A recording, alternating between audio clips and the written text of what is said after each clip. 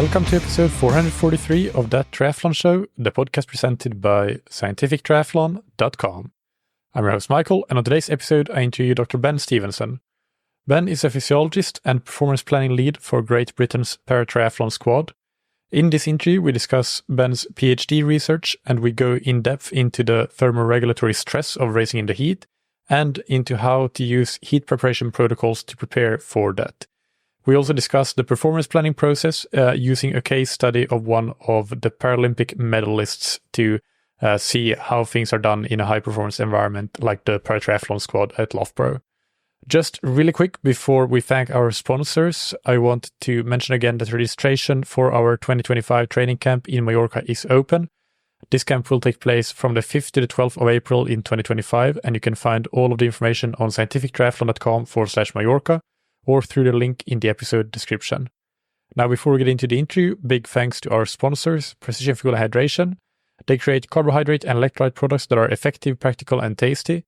To me, the number one thing that any sports nutrition product needs to have is that they should not cause flavor fatigue, even in very long races, because even a relatively minor reduction in carb intake from your plan could be the difference between a PB and walking the last 10 kilometers of the Ironman marathon, for example. So the product you use needs to still be appealing enough for you to keep fueling at the end of your race, and this is one of the biggest advantages of Precision Fuel Hydration's carbohydrate products. The flavor of their gels, including the Big Flow gel with 300 grams of carbs, makes it easy to consume as much as you want for hours on end, so you can really stick to your plan throughout the race.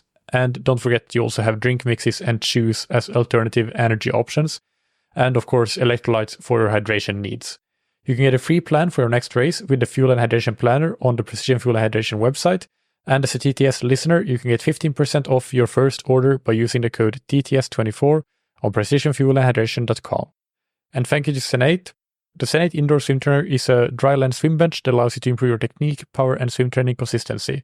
For a lot of athletes, the limitation to swim training is the time commitment, especially for those living a bit further away from the pool.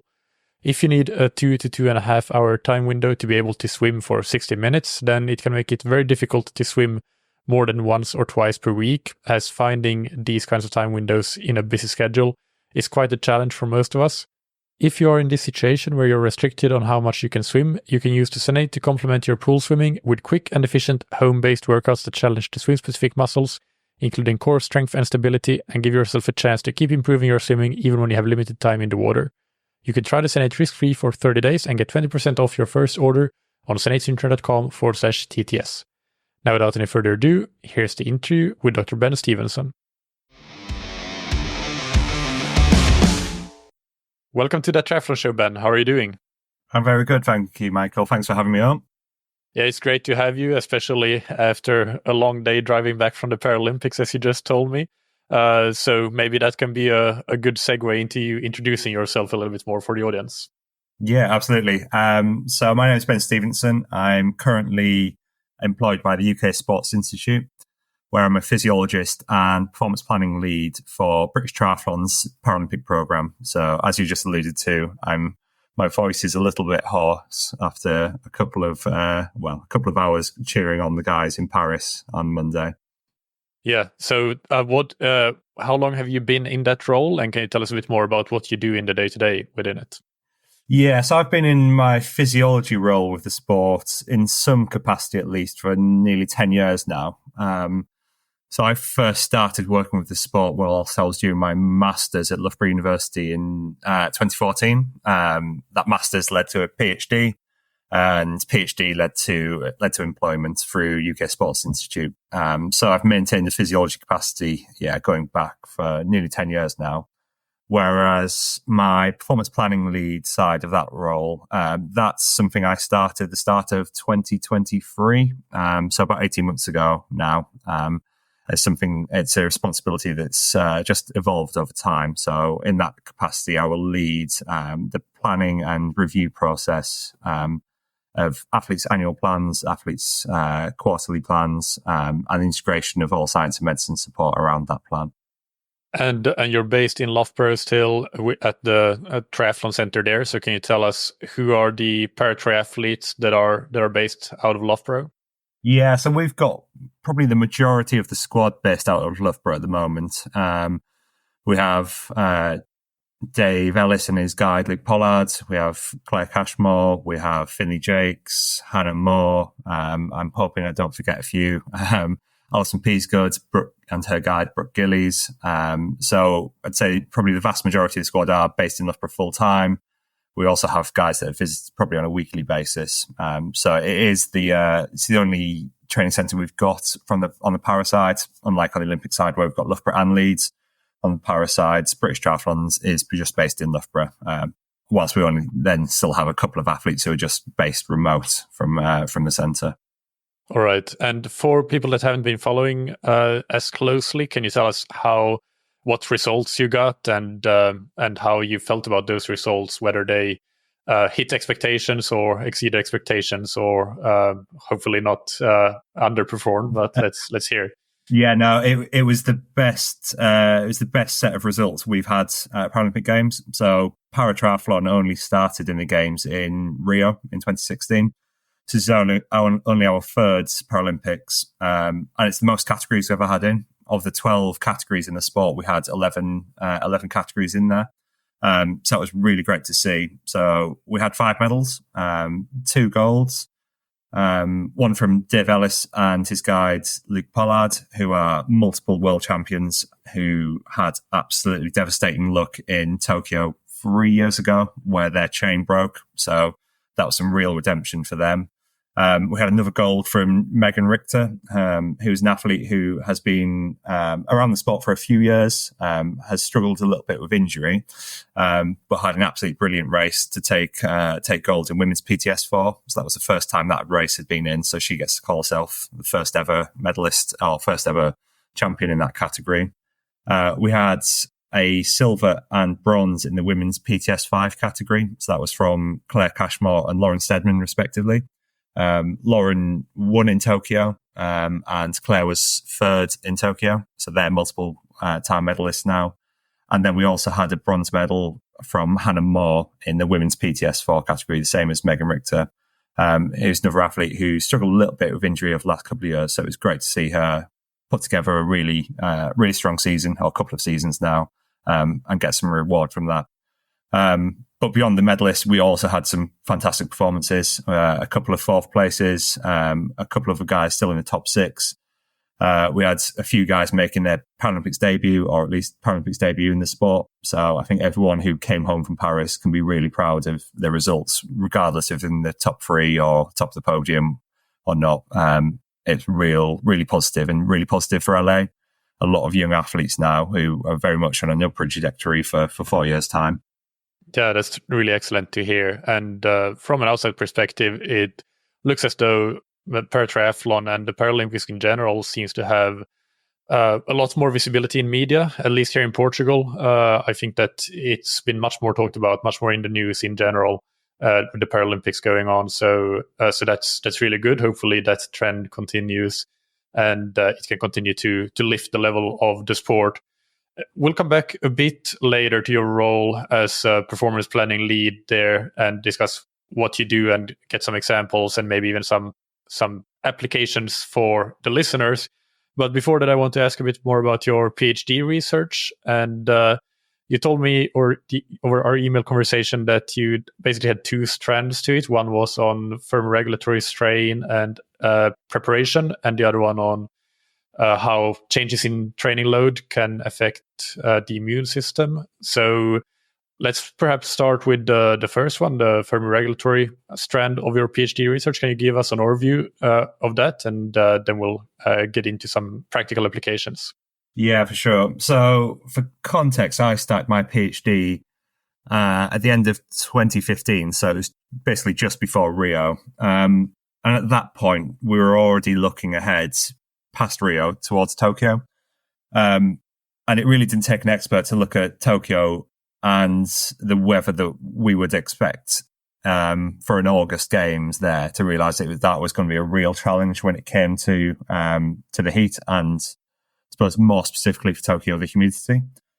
So even before Rio, our attentions were thinking 1 Games further down the line, very much considering that it was a relatively new challenge for us as a sport, as a new Paralympic sport.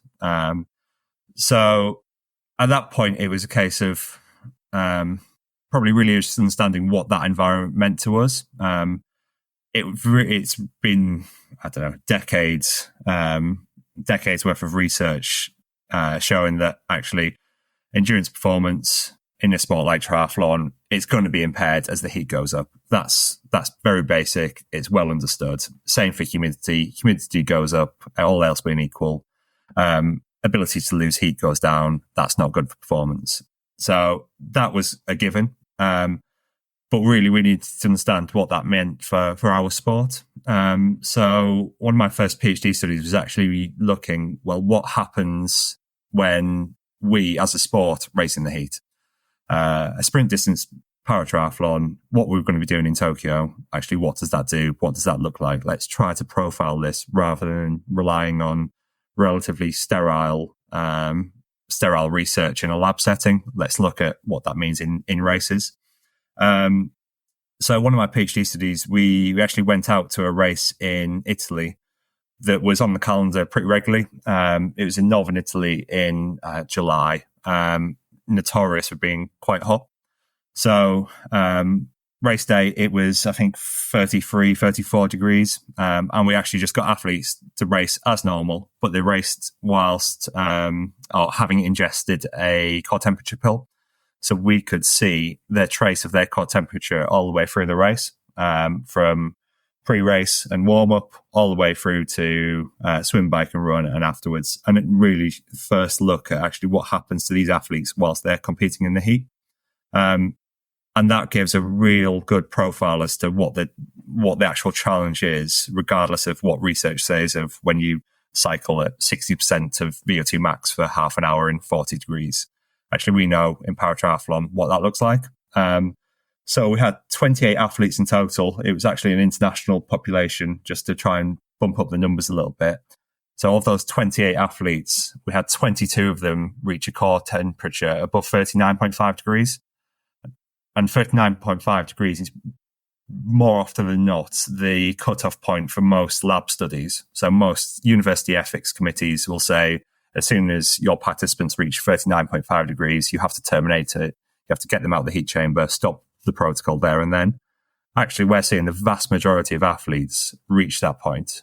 And actually, a lot of them reach that point and are absolutely fine. So we know athletes are getting hot. And beyond that, of the 28 athletes, we actually have 8 of them above 40 degrees C, which arbitrarily is the point where you would say an athlete or a person has hypothermia. And again, some of them were absolutely fine at that temperature. So we knew we were seeing very high body temperatures. But beyond that, it kind of didn't really matter what the temperature said. It was how athletes felt and how they raced. So we also then, at the same time, we surveyed their incidence of heat illness. So tried to get athletes post-race, a bit of a questionnaire really. What symptoms did you experience either during or post-race? And over half the athletes were experiencing symptoms of heat illness. And again, it wasn't a complete surprise, but it goes to show that athletes, when they're not prepared for the heat, are going to struggle. They're going to experience symptoms of heat illness, which come with deteriorated performance. So for us, that was really the first look at actually what the challenge is, and it was quite significant. And it was probably going to be even greater when we got to Tokyo and the humidity was higher. So beyond that, it was a case of, right, we know the challenge is high. We know the vast majority of athletes are experiencing high core body temperatures and experiencing heat illness. Let's actually start preparing for it. And again, there was a lot of research at that time around heat adaptation, either in a lab environment or outside. Lots of research from student populations, from military populations, from firefighters, but not a lot of it was very practical and applicable to the athletes we were working with in their context. So we tried to design a heat acclimation protocol, which we thought would actually be more realistic to elite athletes. So in that instance, we tried to balance your typical, I'd say, heat acclimation where you're in a heat chamber and you're cycling at a set intensity with more novel ways of getting a heat stimulus and using passive acclimation. So we actually used a mixed approach of probably 75% of acclimation in a heat chamber, cycling along for an hour and a half, and actually integrating that with passive acclimation, because vast majority of triathletes, they're not going to be riding their bike 10 days in a row. Whereas a lot of research would be having athletes in a heat chamber cycling for 10 days in a row. And we're not trying to really necessarily change what athletes do in their training. We're trying to fit heat acclimation in and around normal training. So we try to integrate using passive acclimation as a stimulus to potentiate the heat stimulus throughout an acclimation period without necessarily disrupting normal training.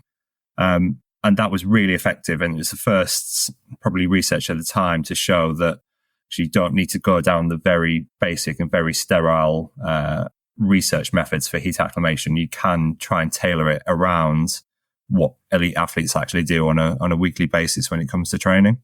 And in that as well, we did that in the Paratriathlon cohort, showed the adaptation was possible, but we also got a group of athletes without impairment as well, doing exactly the same protocol, and showed that actually the level of results was remarkably similar regardless of whether you have an impairment and some type of disability or not. Actually, heat adaptation is possible. So we knew the challenge was high when competing in the heat, but we also knew we could prepare athletes effectively and prepare athletes probably basically on our schedule rather than what research would say is gold standard. Yeah, that's really interesting, and thank you for that overview. I want to ask about the first part with the race in Italy.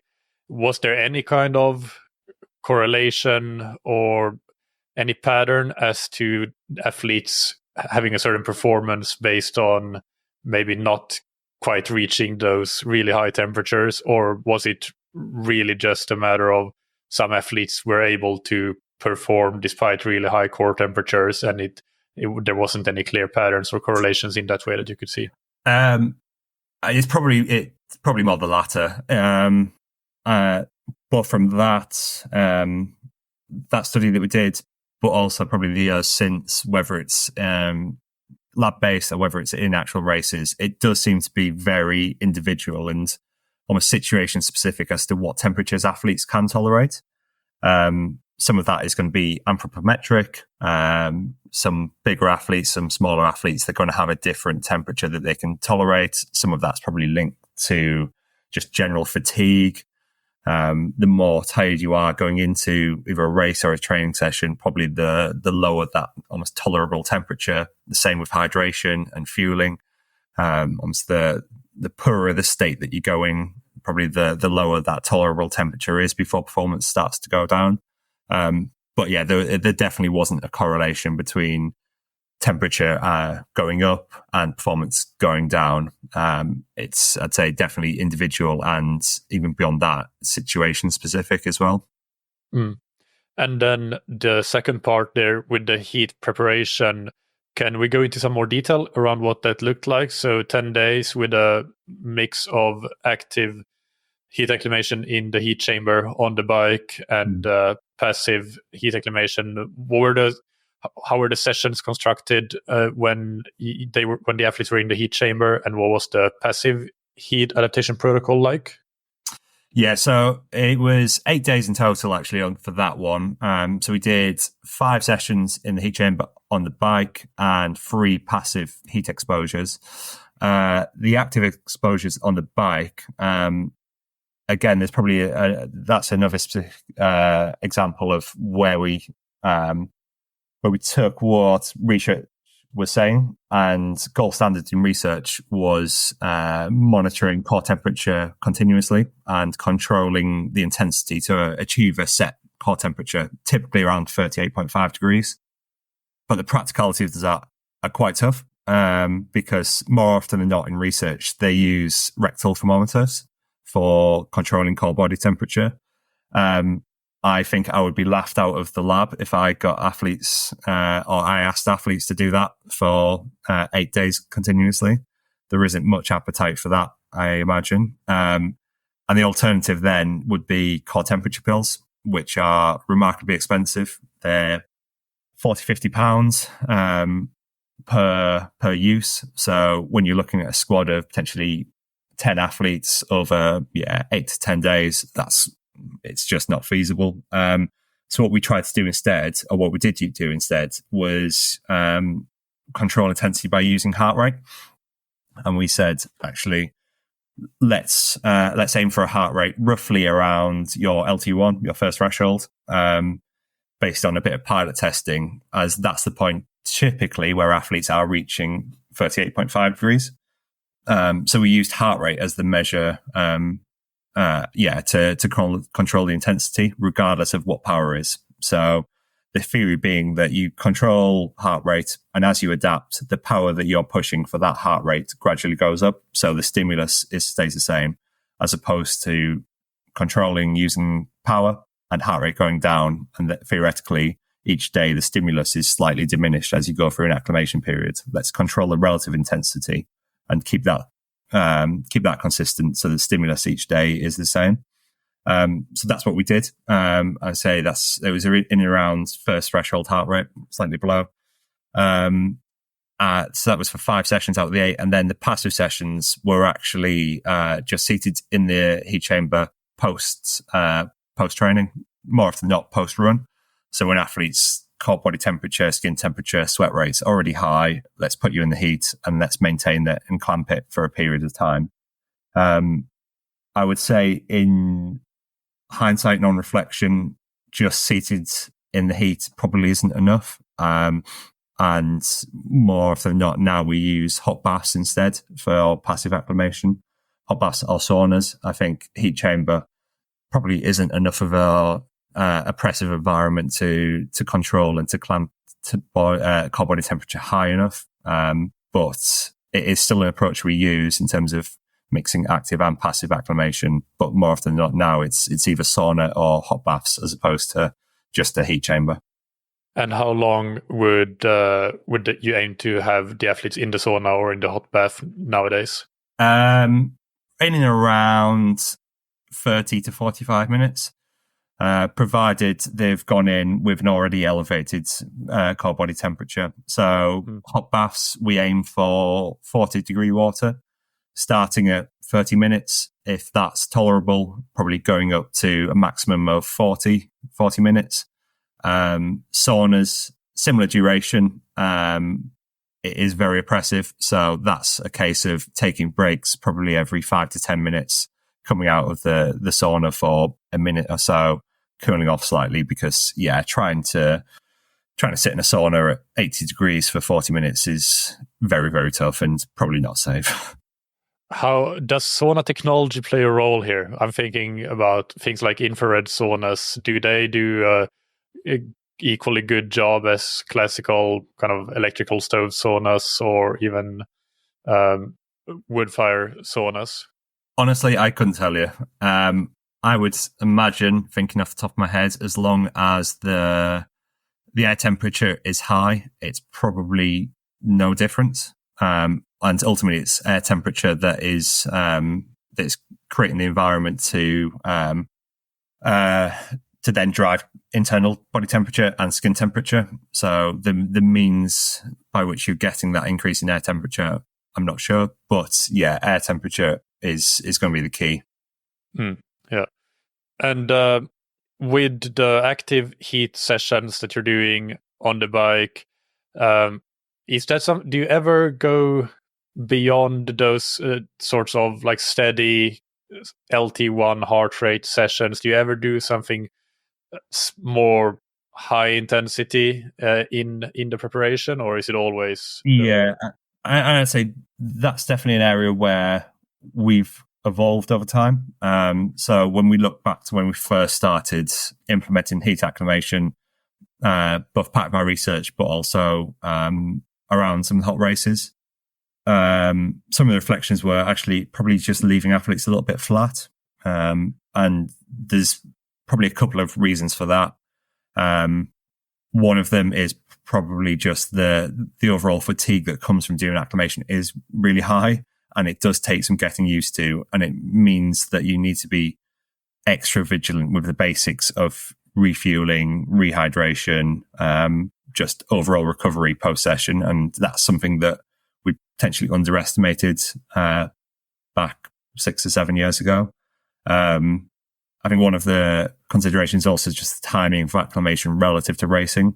And actually, because of the fatigue, you can afford, or you probably should need to push acclimation earlier and further away from racing and allow some recovery. But a big one, I think, is 6, 7 years ago, it was generally just all relatively low intensity. And I say relatively low intensity, it's hard to be too low when you're in a heat chamber. And potentially just missing some of the potentially more top end VO2 threshold work, which are a staple of most weeks for our athletes. So yeah, as the years went on, as we learned more, the more we started to include actually race intensity sessions. So mainly on the bike, but also a run session or two actually in the heat chamber.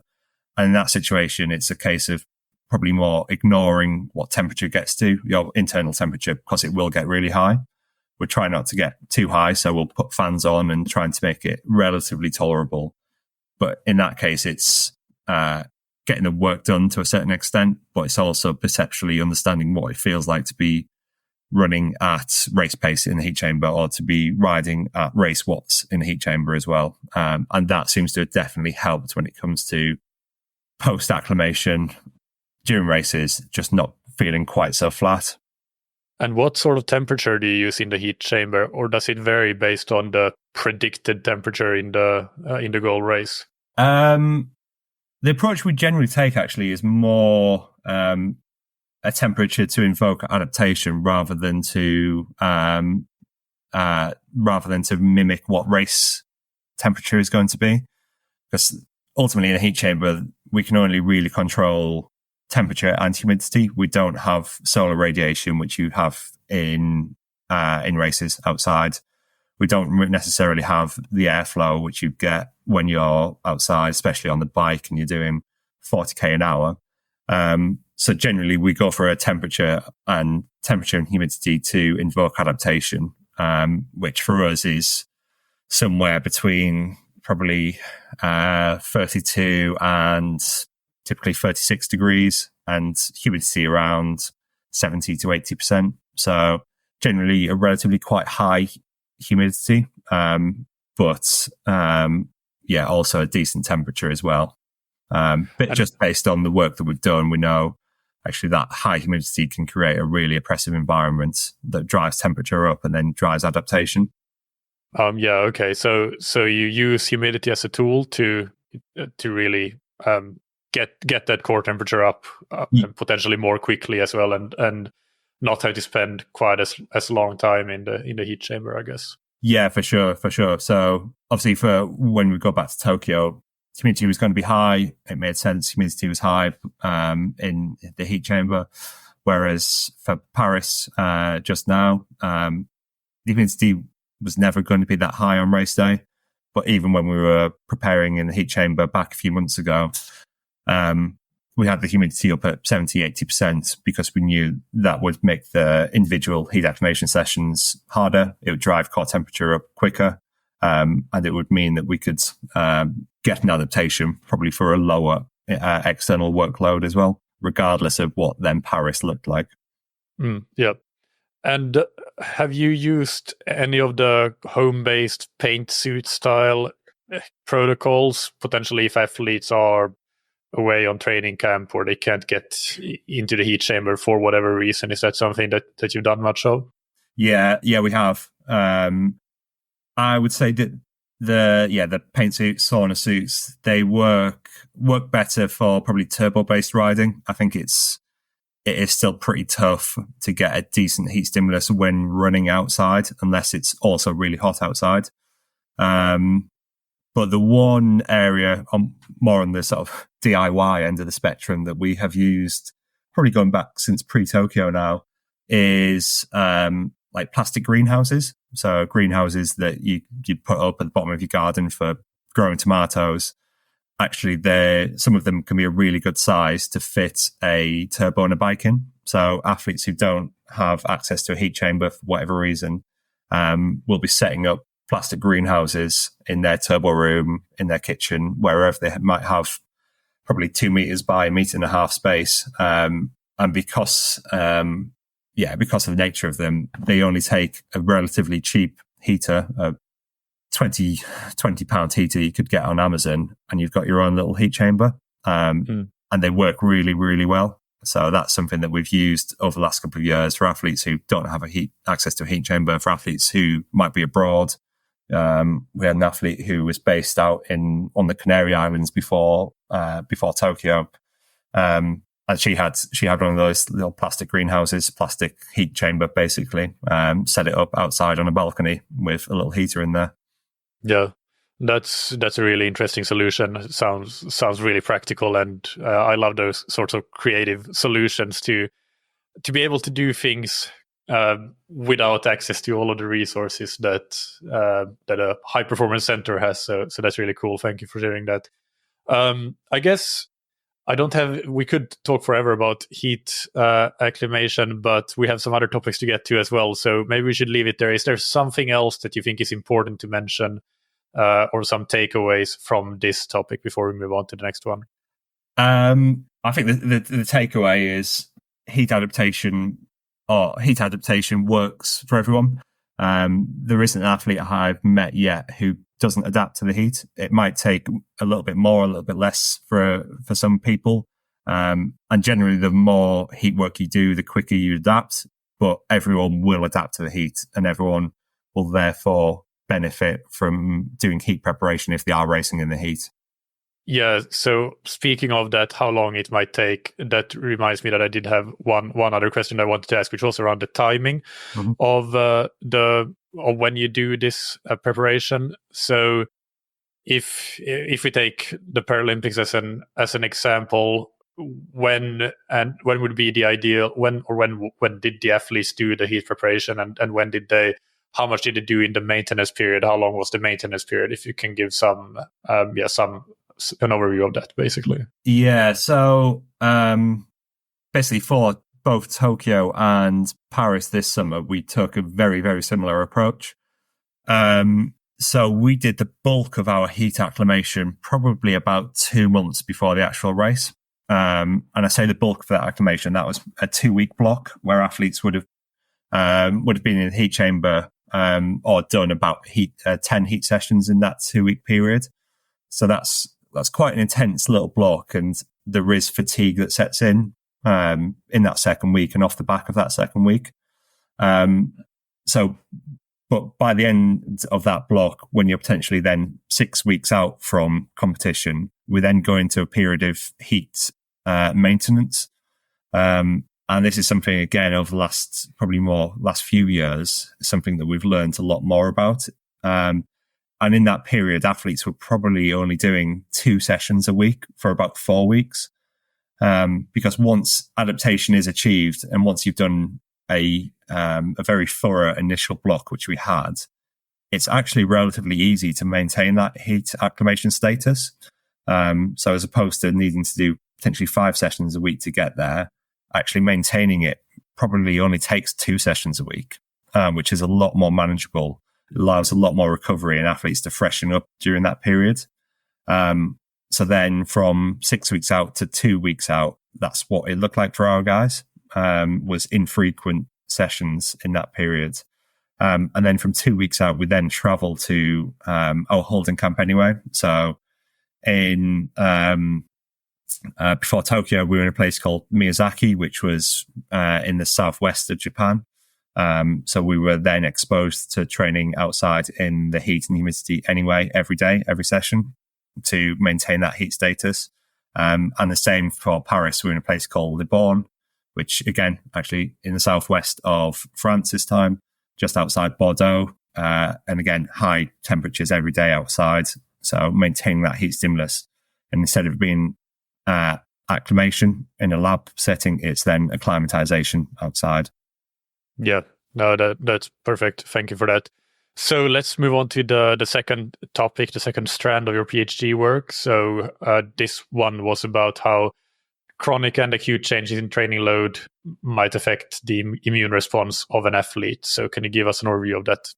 Yeah, for sure. So again, probably similar to the heat, my PhD was very much driven by questions that the sport had at the time. And as I say, it was a very new sport back in 2014, 2015, hadn't then yet actually been in the games.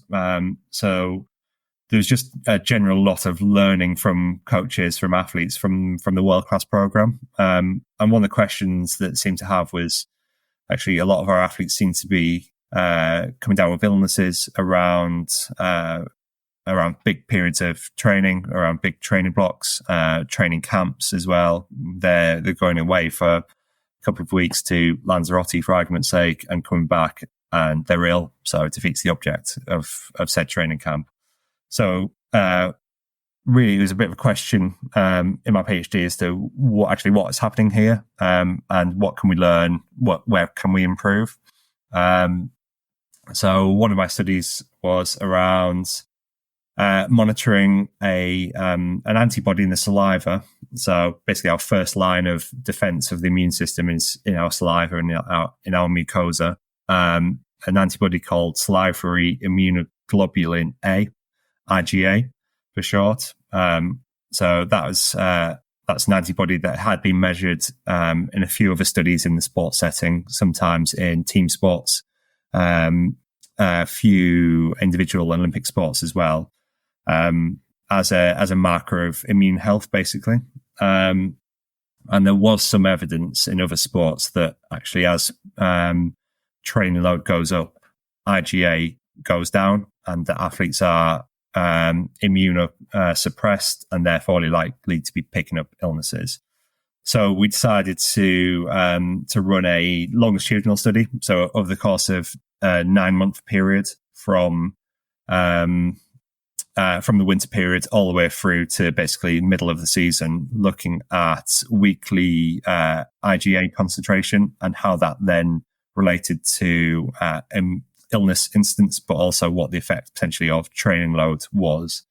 And in reality, we didn't actually see a whole lot, which in itself was a good learning. So of all the training load metrics you could think of, from TSS to some of the training loads measures, TRIMPs that have been used in research, there's actually no relationship between any of it and IgA concentration.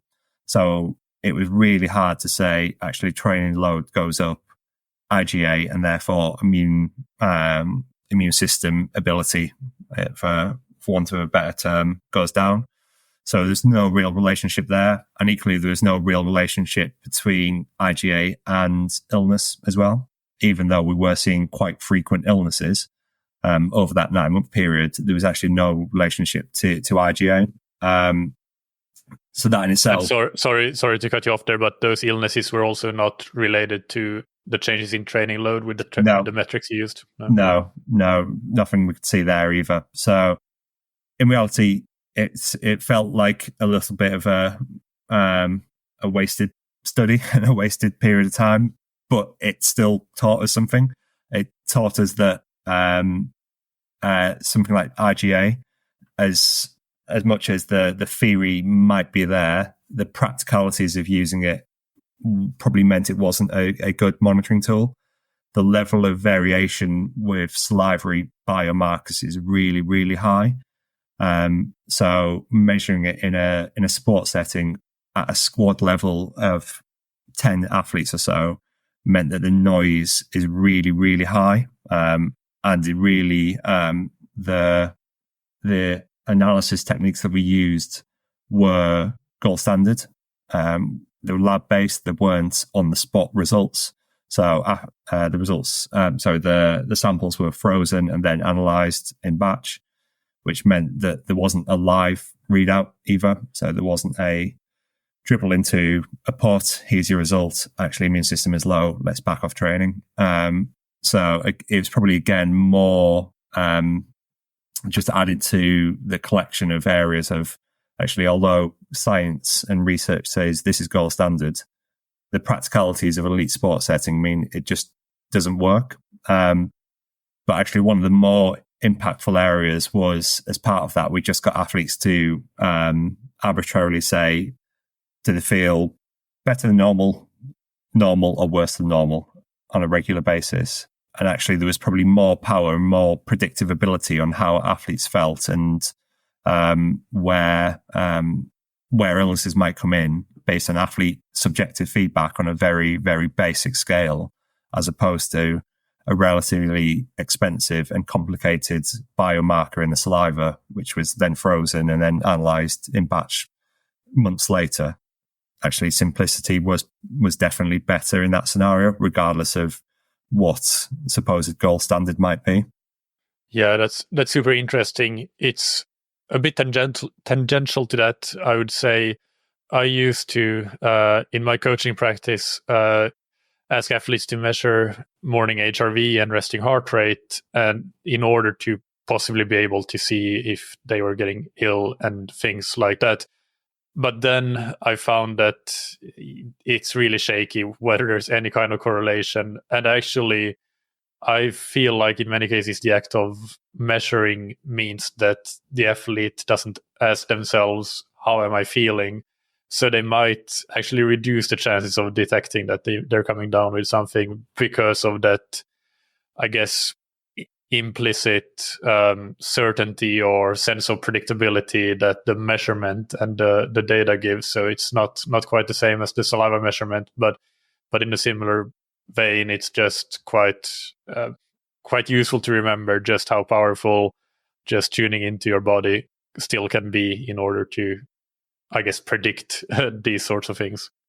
Yeah, for sure. There's definitely parallels there, and it in reality, that's where we are at as a sport. We don't have any squad-wide, any program-wide objective measurement, objective sort of wellness monitoring measurements or anything like that. We don't have squad-wide HRV. We don't do squad-wide, salivary biomarkers or anything like that.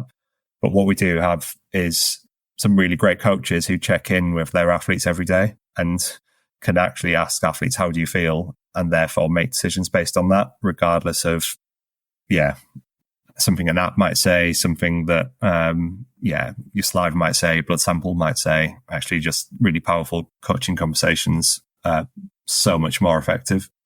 And do you have less illnesses now in this Paralympic cycle, for example, compared to the previous one? Oh, absolutely, for sure. And I would say that part of that is, the coaching expertise and the ability to check in with athletes. I think a lot of that is also probably a higher floor of basics from the athletes as well. I think we know a lot more about the importance, basics of fueling, of hydration, of sleep. So I think there's just a greater level of professionalism as well, and just more elite athlete behaviors, as well as from a coaching perspective, ability to check in and understand what athletes need on any given day, week, month, or year. Yeah, that makes sense. So what I'm taking away from this, I guess, is to nail the basics of all of those things: sleep, fueling, hydration. Maybe because you mentioned that when you had issues with lots of illnesses, they often happened after training camps and so on.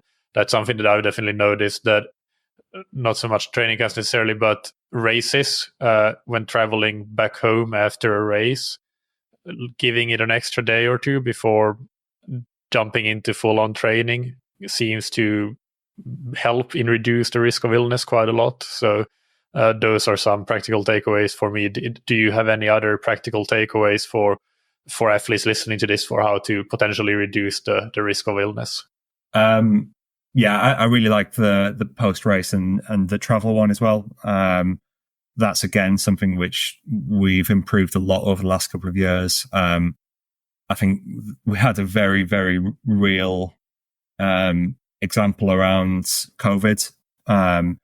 Obviously, everyone was really scared of catching COVID a few years ago. And that meant that everyone's hand hygiene, mask wearing was excellent. And as a result, actually, athletes weren't picking up other coughs and colds that weren't COVID at the same time. So we had a perfect example of actually, if you do the basics of hand hygiene, mask wearing, avoiding ill people, you're probably not going to get ill, regardless of what that cough cold strain is. So yeah, any travel, any long haul travel, it's making sure your station on a plane, wipe that down with antibacterial wipes. It's mask wearing. It's we use first defense when athletes are stepping onto flights, making sure that you have things like chewing gum, that the airways aren't getting too dry. It's making sure athletes aren't flying the day after the race. We know that racing, triathlon, very high intensity. Any high intensity, either training or racing, is going to suppress the immune system for a short period of time. So don't travel, don't expose yourself to hundreds of strangers who might have X, Y, Z coughs and colds when your immune system is already suppressed. Let's wait an extra day, have a full night's sleep, and then travel. Yeah, no, those are all great tips. So now let's move on to discuss your role as the performance planning lead in Paratriathlon. So can you just give an overview to start with? What exactly does this role entail, and what are your day-to-day tasks?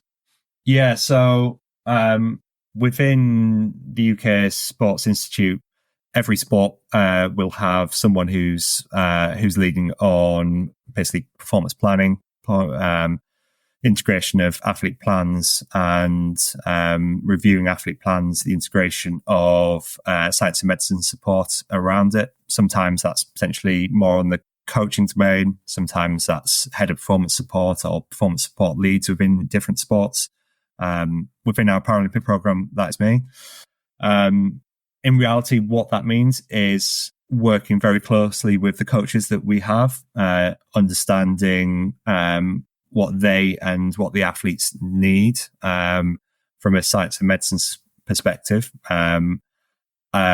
and therefore being a bit of a conduit between the coaching team and the science and medicine team in that regard. Working with coaches and athletes to actually look at where their performance is and where potentially it needs to be based on what they're looking to try and achieve. I'll also look probably more broader at the sport, understanding the performance trends, where the sport might be in a year or 4 years' time when we get to LA, and therefore what actually performances at a more granular level of swim, bike and run potentially need to be to get to that point. So it's a very broad and probably not the easiest to define of roles. But in reality, it comes down to planning and reviewing of athletes' performances and their plans. Yeah, I think that would be a good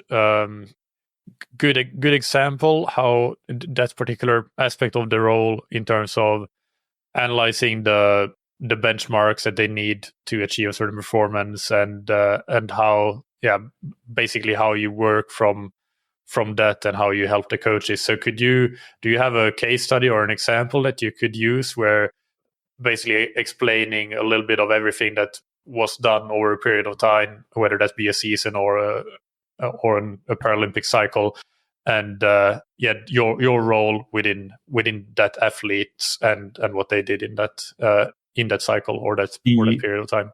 Yeah, for sure. Probably a good example is one of the athletes we had racing in the games, whenever that was, this week. It feels like a year ago already. So her goal was to win the games. She was already a Paralympic medalist, already being a world medalist. Understandably, when you're at that level, the goal is therefore to get onto the top step and to win the big one. So when we're looking at actually the aspirational goal is to win, and we're sat down at this point, probably October of last year, you had a 9-month period to get to that point. It's then understanding, right, the goal's to win. What does that performance actually look like? So it's then at that point we go down a bit of a data dive. So we dive into data and look to win Paralympic gold in your category, what does that look like across swim, bike and run? So we can pull out performances at a world championship level, a Paralympic Games level, a World Series level. Actually, what does the winner achieve across swim, bike and run? Because ultimately that's probably what it's going to have to take in Paris. At that point, when we're a year or so out, we're not expecting a big jump. It's probably going to be roughly what we've seen in the last couple of years. So we can work out swim, bike and run, what the breakdown performances look like to win Paralympic gold. At that point, it's a gap analysis as to, right, we know what swim, bike and run, what you need to achieve to do that. Where are you currently?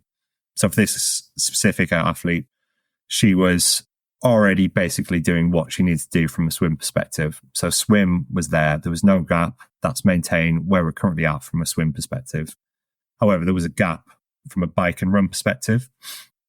From a bike perspective, we had a very real example of what the gap was from the test event from last season.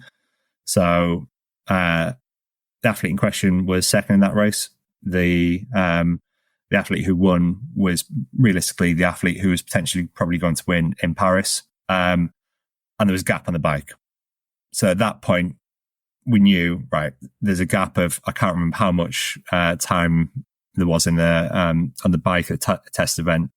But in reality, time doesn't really matter too much on the bike because we can then break time down into both power and resistance. So using some of the tools we've got, some of it publicly available on things like Best Bike Split, some of it in-house, we can see based on this, I can't remember exactly what it was off the top of my head. Let's say it's 90 seconds. How do we close that 90-second gap in terms of both power and CDA? How do we lower the resistance? In reality, we had to do a bit of both. So the power demands we knew was probably having to hold 210, 215 watts, as opposed to realistically probably around 200. So we had about a 10 to 15 watt gap in power that we needed to close over a year. But we also potentially could get some of that gain from new bike and looking at more resistance rather than looking at the power end of the spectrum. So there's potential gap there as well. And then lastly, from a run perspective, quantifying run gap is a lot easier. It's just time. But realistically, we knew there was a gap of about 30, maybe 45 seconds from a run perspective as well. So we knew what the gap was to achieve the performance demands, to achieve the aspirational goal of winning the games. At that point, it was, right, what is the plan? How do we achieve how do we close the gap across specifically bike and run? So from bike perspective, it was, right, we need to find 10, 15 watts from somewhere. Okay, so at what point or where do we achieve that? So part of that was actually, we know you're going to have to hold 210 to 215 watts on the bike in the race. Okay, in that case, all your race pace sessions are going to be at 210 to 215 watts. And we're going to create sessions that mimic the up and down nature of the Paris bike course. Because for us, that it wasn't overly technical, but it was a very stochastic bike. It was very wide roads, very wide corners, but there was a lot of them. So there was a lot of surges and up and down on the power. But on average, we're looking at whole 210 to 215 watts. So let's bank a load of sessions at that point, regardless of what that relative intensity is at 210 to 215 watts. And let's start off on a relatively low duration and just pad that out as we go through the year. So you're getting more and more exposure at 210 to 215 watts. And at the same time, let's look at the bike and let's look at, can we get a better bike for you? Which is looking, can we lower the resistance? Can we get something that you're more comfortable on? And you can take those wider corners quicker. So we're not hemorrhaging as much time in them as well. So there was a coaching element and session design element, but there was also a technical element as well. So time in the wind tunnel. Can we look at helmets? Can we get a few watts based on helmet, or can we tweak position a little bit so that we can get some gains there? So there was a performance plan around that gap analysis to achieve that performance. And from a run perspective, it was similar as well. It was a case of, well, if you need to, again, arbitrarily run 18:30 off the bike, you need to be therefore capable of running probably 18 flat, if not slightly quicker, in a standalone 5K. So it's a case of, right, well, we've got a performance marker here in that you need to be capable of running quicker than 18 minutes, if not 18 flat. So that's then a performance test that we can look at multiple times during the year and say, actually, are we on track for this? And equally, if you need to be running 18 flat 5K in a standalone race, we therefore roughly know where your second lactate threshold probably needs to be, which is slightly slower than that pace. So again, when it comes to lab testing in a relatively controlled environment, we have a target as to where that can get to as well. And then it's a case of actually who is delivering around this plan. So who's delivering from a bike perspective, who's delivering from a run perspective. If we're chasing a 18-minute flat 5K, and that might be a 30-second PB and a 30-second gap there, actually that potentially might require more running. As weekly run volume goes up, there's more load that's going through the body. So therefore, from a physio perspective, from an S&C perspective, can we put a safety blanket around said athlete because she needs to run more to close a 30-second gap on the run to then actually be on the top step of the podium.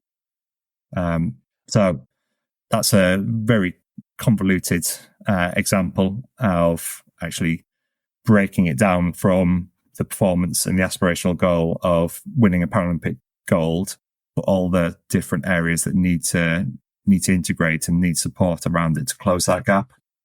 Yeah, I think what I find the most interesting here is how you go from knowing what the gaps are and what you need to improve, by how much you need to improve it, to actually knowing how you improve it. And obviously you can never know this, but you mentioned there on the bike that you just did the race specific sessions at the target power. So you're basically training to the demands of the event and letting the physiology sort itself out in a way, from the sound of it.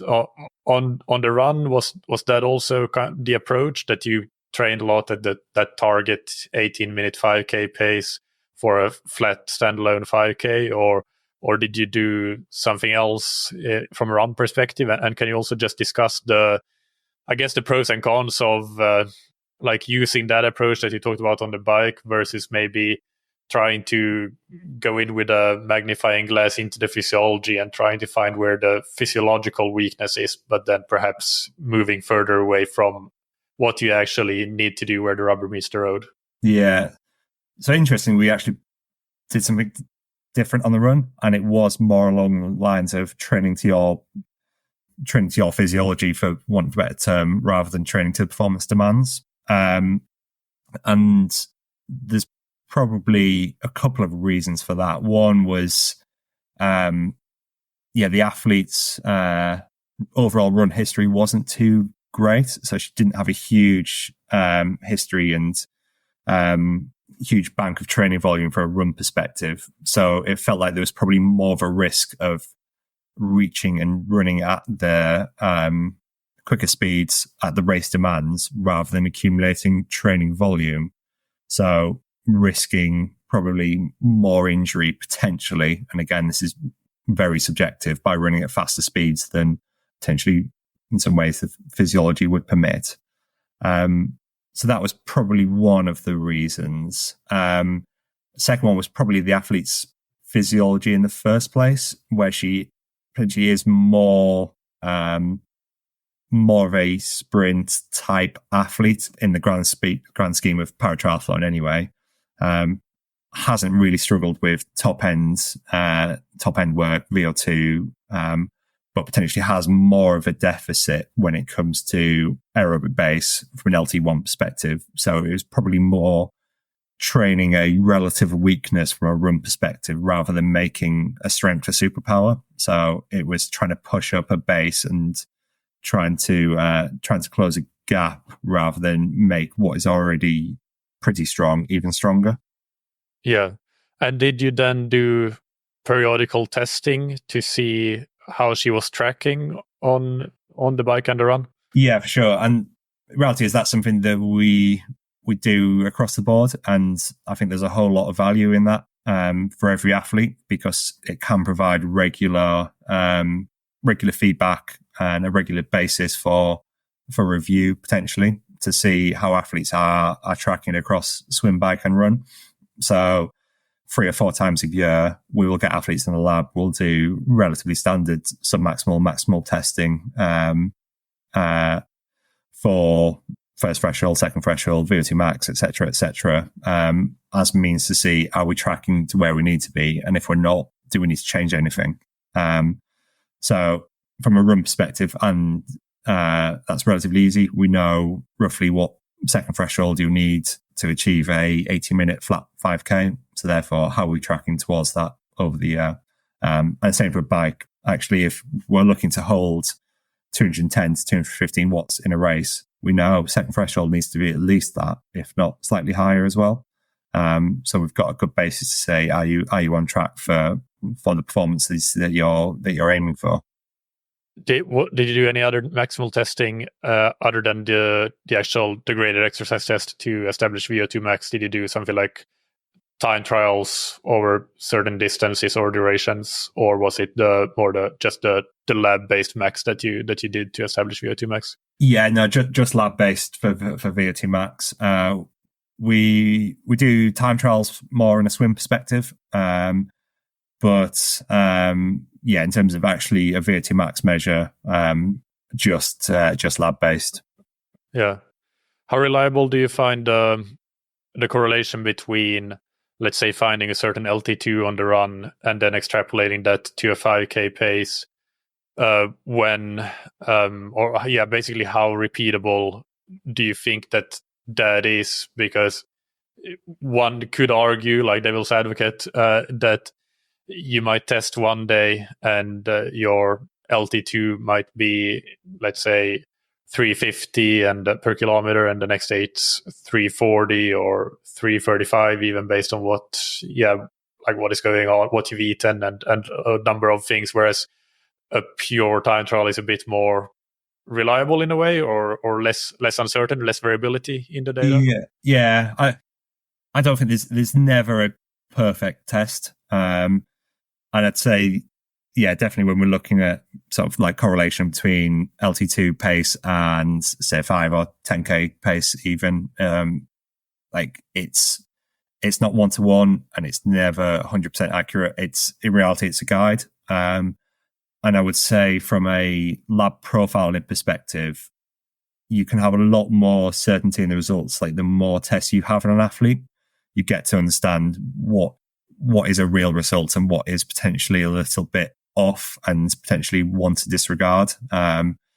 If we get athletes in for the very first time, I take most results with a pinch of salt based on there's no historic data to compare it to.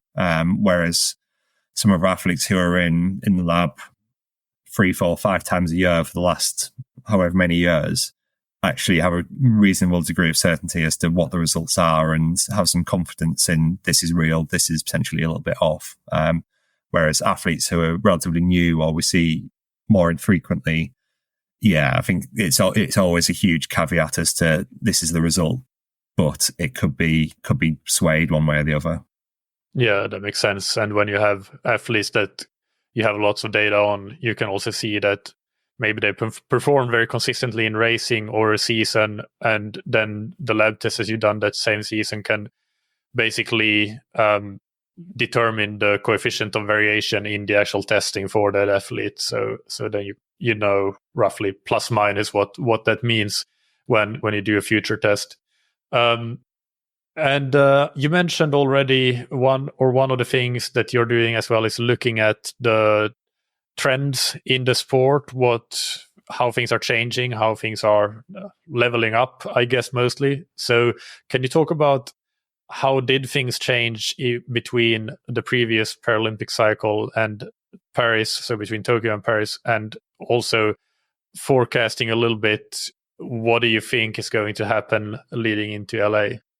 I would say at this stage it's very subjective as to what I'm seeing, but the performances are just going up and up. The level of professionalism in the sport is going up. The races are getting a lot closer, and yeah, in reality, it's getting a lot harder. Really, really is getting a very hard sport. Triathlon, in any way, shape, or form, is really hard based on the training volume that is necessitated, and that is exactly the same in the paratri world. And we're seeing that increase as the sport has had more Paralympic Games. I'd say, looking back to when I first started in sport 10 years ago and the Rio cycle, athletes could get away with coming into the sport relatively late and having success. Whereas now it is becoming more like what we're seeing in Olympic triathlon, where actually larger training histories are needed and that athletes are on almost like a longer pipeline to success and need to be in the sport for longer. It's getting harder to come into the sport and have success straight away. So as part of my 12-hour journey home yesterday, I was having a little look at the medalists from Paris this week. So there was 11 categories, therefore 33 medalists.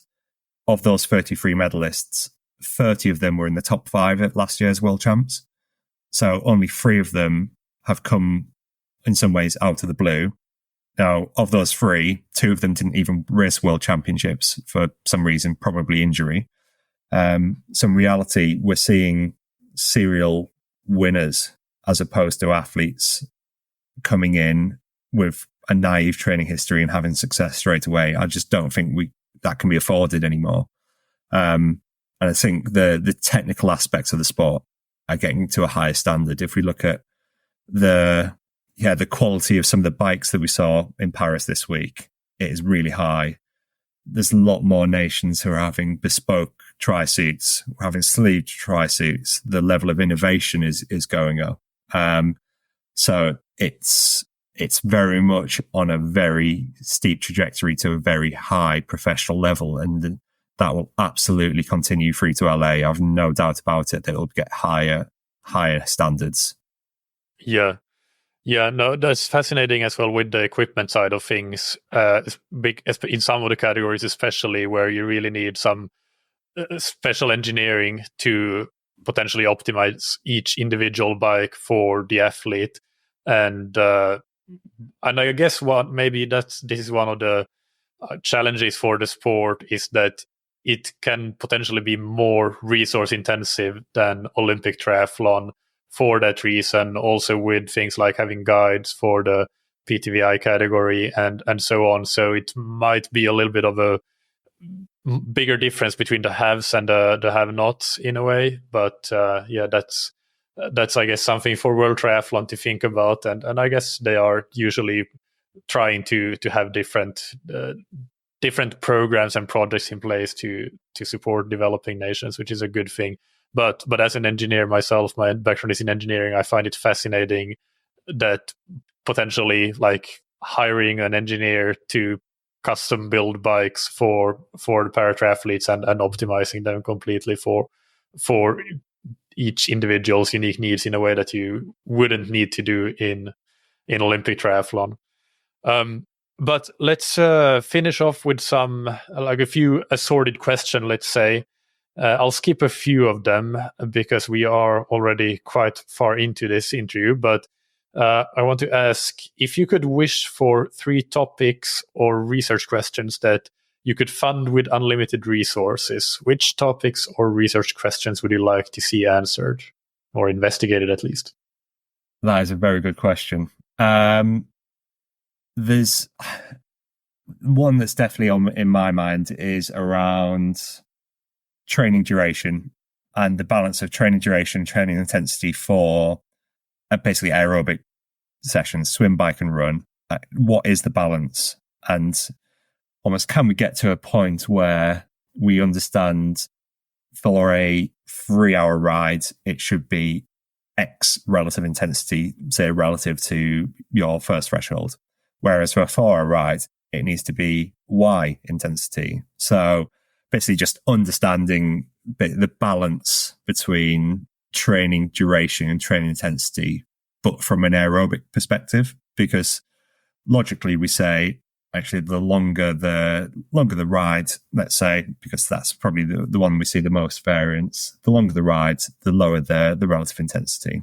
But is that right? And how much should it go down? Because generally, you're probably not going to do a 2-hour ride at the same power as what you do a 4-hour ride. But should you? Should you not?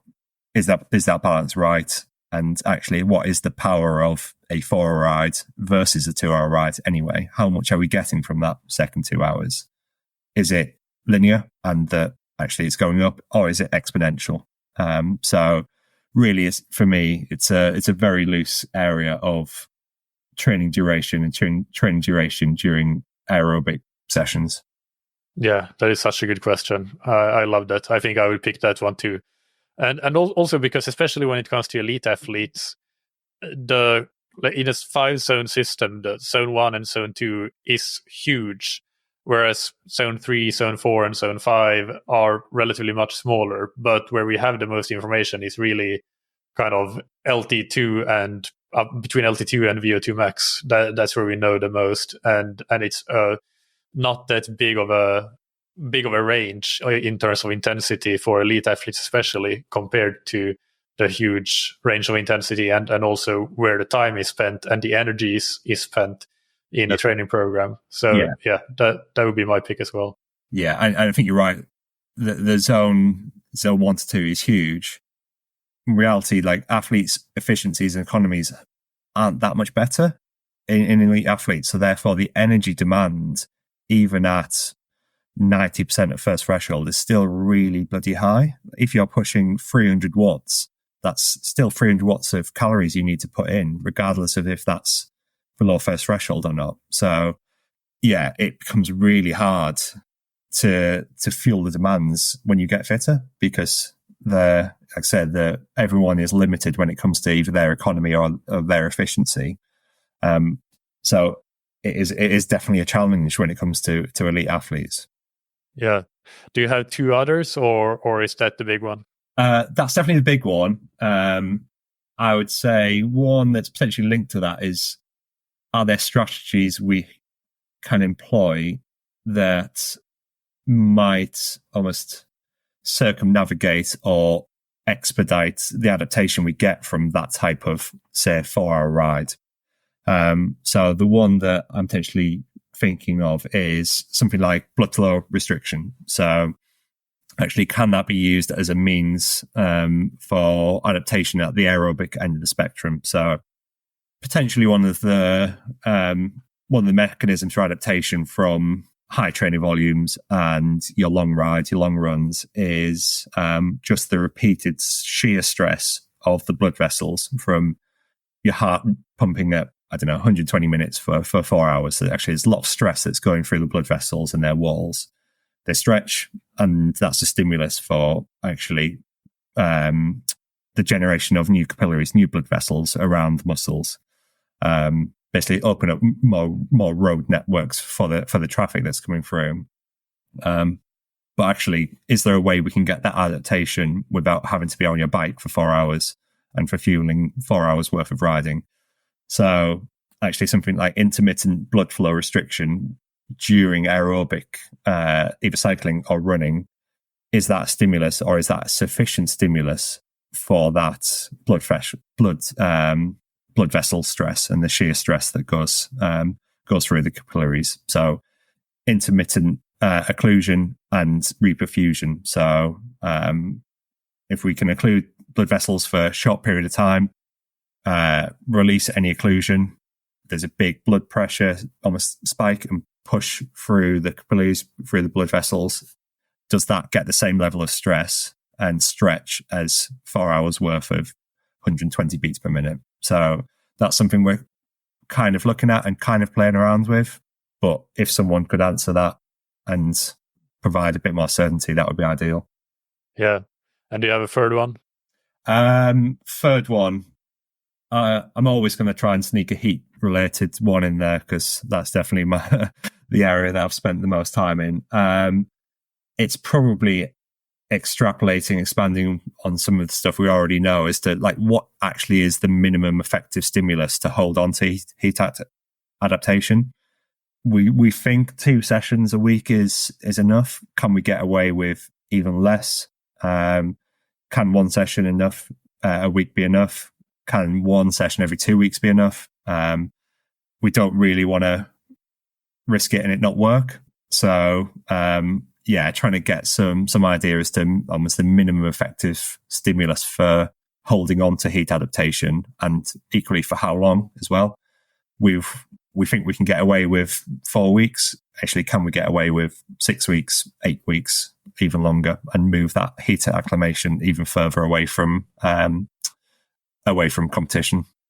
Yeah, I think Ventrennestad did something like that. You're probably very familiar with that, but I believe they had 3 sessions a week in their maintenance period, but they could hold on to the adaptations for quite long, as far as I can remember from that. But yeah, it would be interesting to see if you then go down to 2 sessions per week or even 1 session per week. Yeah, what is the minimal effective dose, as you say? But yeah, I'll put a link to that in the show notes, actually, because I did interview him about that study some time ago, a year or 2 ago. So listeners that are interested can go and listen to that one as well.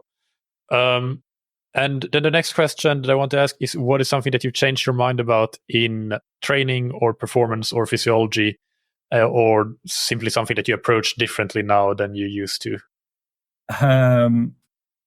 I would say I'm a lot less driven by what we might see in research or what we might see as gold standard, and a lot more almost a lot more sympathetic to what actual triathlon training looks like and what coaching looks like and what coaches need and want, what athletes need and want, versus what we might see on PubMed, what we might see published in some more of the basic journals.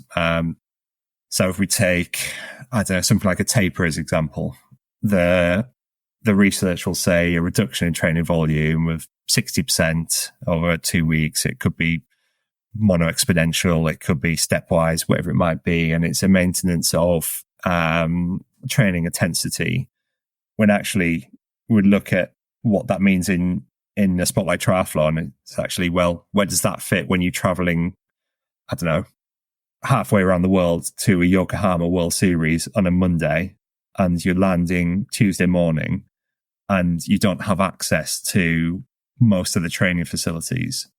Actually, you're probably not going to get a gold standard taper in that period of time.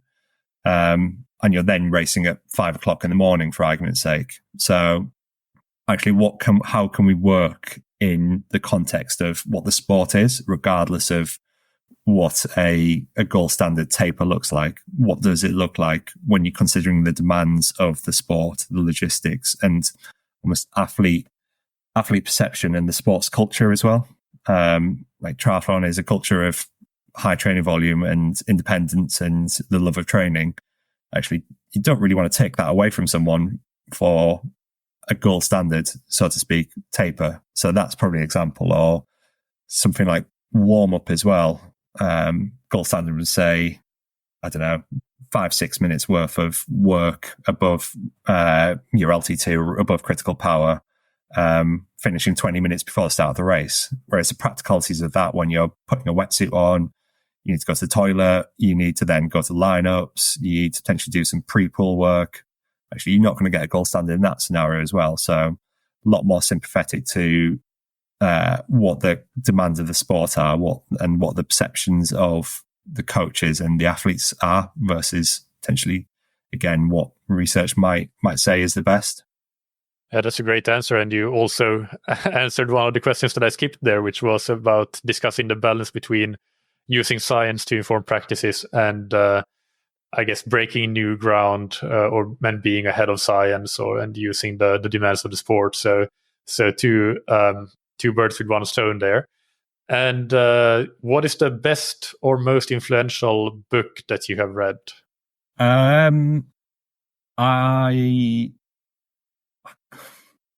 don't know, but I would say one that I'm reading at the moment, which is Failure is Not an Option by Gene Kranz, is very good.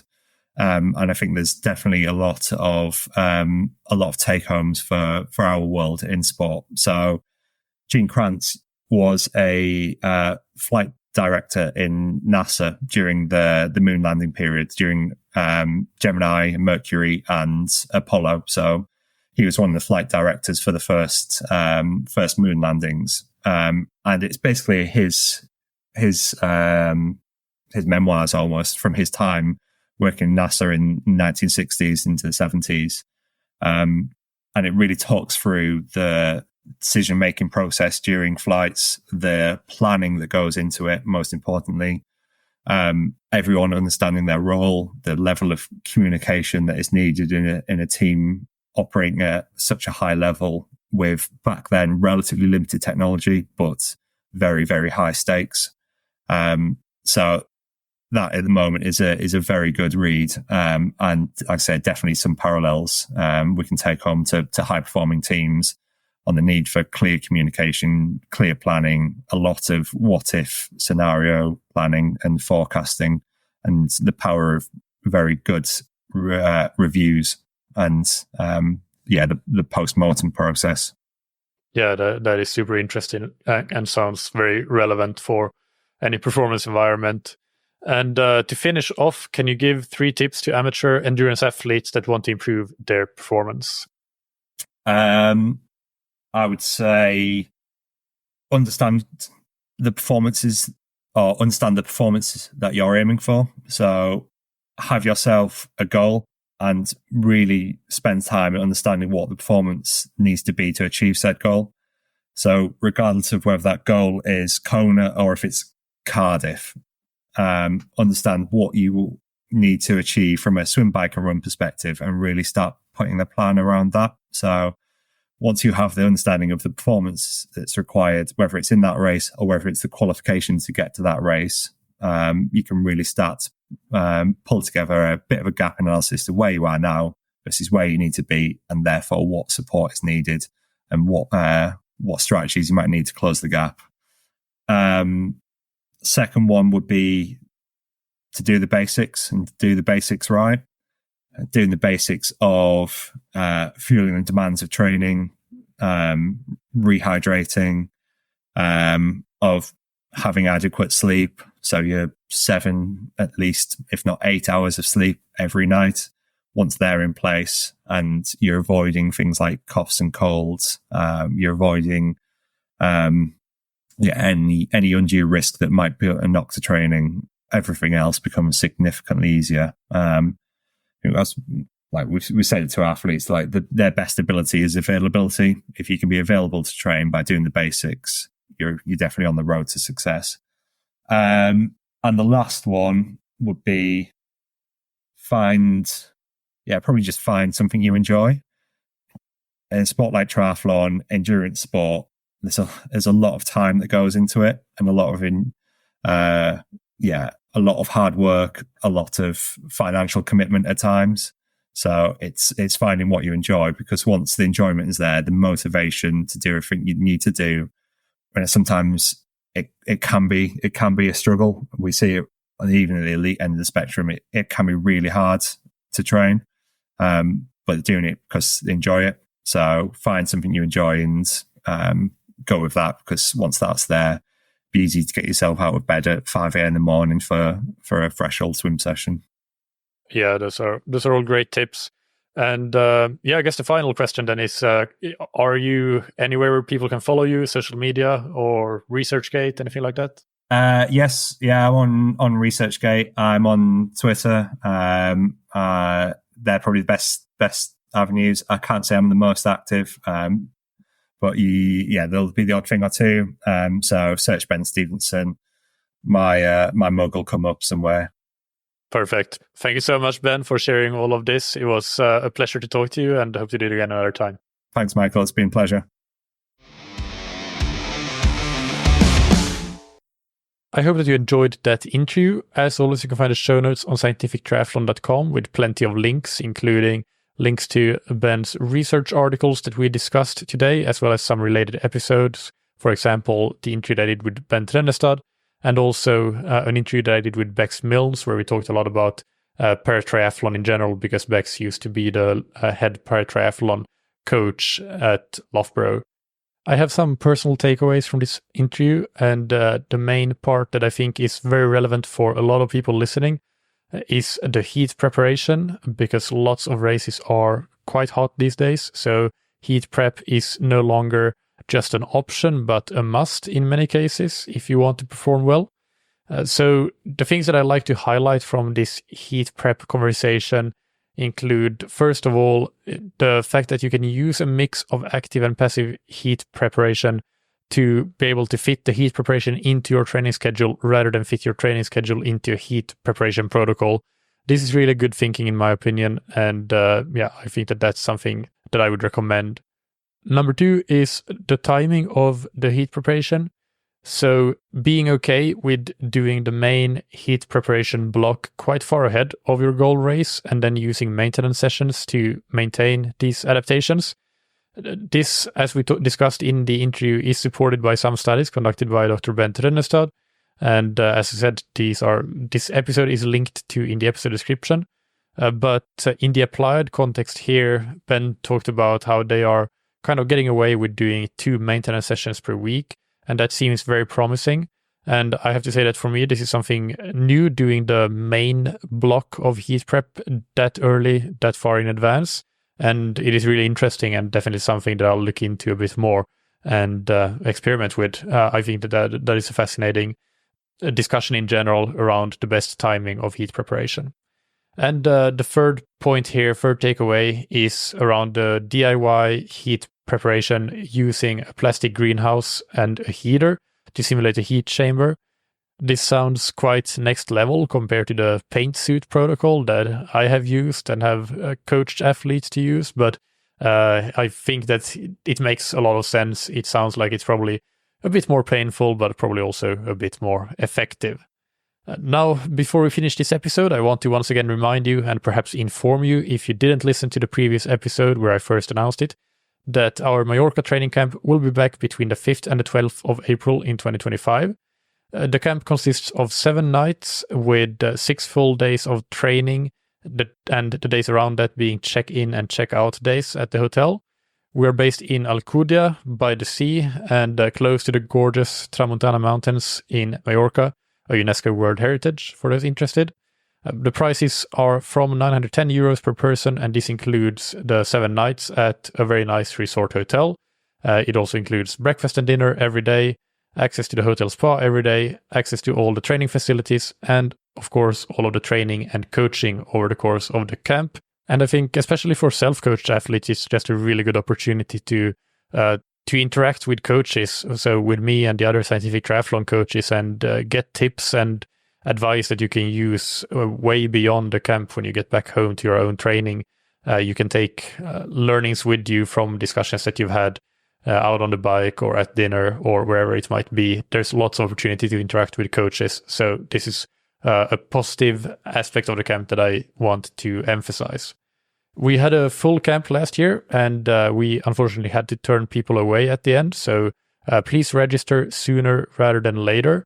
At the moment of recording this, which I do about a week before actually publishing the episode, we have already filled almost a third of the available capacity.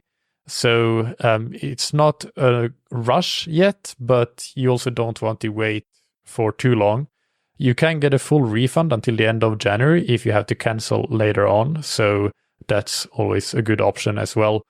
I won't be too long-winded and discuss too much more about the camp. Just go to scientifictriathlon.com and click through to the training camp page, or use the link in the episode description and read all about it.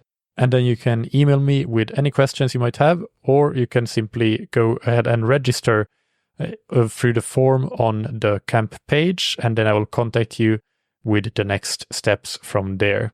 I hope to see you in Mallorca, and please don't hesitate to contact me if you have any questions. Finally, big thanks to our sponsors, Precision Fuel and Hydration, that you can find on precisionfuelandhydration.com. If you're looking for high quality, practical and tasty fueling and hydration products, make sure to try Precision Fuel and Hydration. There are a range of options from drink mix to gels to choose, so you can easily find your personal favorite. And don't forget to take 15% off your first order with the code TTS24. And thank you to Zen8. The Zen8 Tuner is a great tool to have in your toolbox to improve your technique and power, to target specific aspects of your stroke, and to maintain consistency when you don't have time to get to the pool. You can try the Zen8 risk-free for up to 30 days and get 20% off your first order on zen8tuner.com/TTS. Thank you, as always, for listening. Keep training smart and keep loving triathlon.